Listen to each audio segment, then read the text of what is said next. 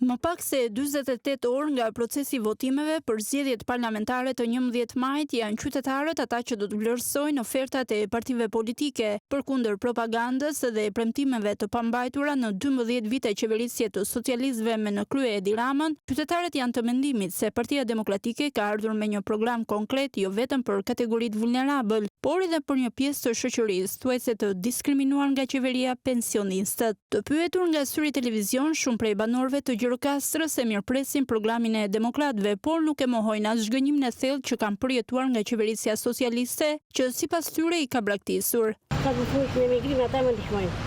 Mos kemi ata, ne me këtë pension s'marrim dot as ilaçe as dikasi. Këtë që kemi fëmijë na dëgojnë ata, na i përgjigjen një qindë. Vetëm për dyja. Kush ka program tjetër? Na shpjegon do të gjuan një program nga qeveria që qeverisë për 12 vjet. Njësoj si që Shqipërinë, e ka bërë Shqipërinë cop, e ka ndodhë vetë tyre me vajzë. Ku do punoj populli? Do punojmë që të prodhojmë, apo do punojmë vetëm për të marrë lekë dhe për të bërë xhiro? Për të shtuar administratën?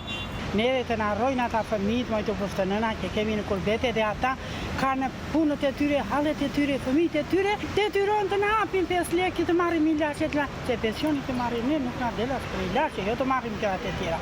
Gjirokastra po përballet me një krizë të thellë demografike dhe ekonomike. Për gjatë vitit 2024, nga të dhënat rezulton se numri lindjeve në këtë qark ra me 14% krahasuar me të njëjtën periudhë të vitit paraardhës. Rënja e lindjeve shoqëruar me një emigrim të lartë të rinjve dhe një plagje të popullsisë në këtë qark.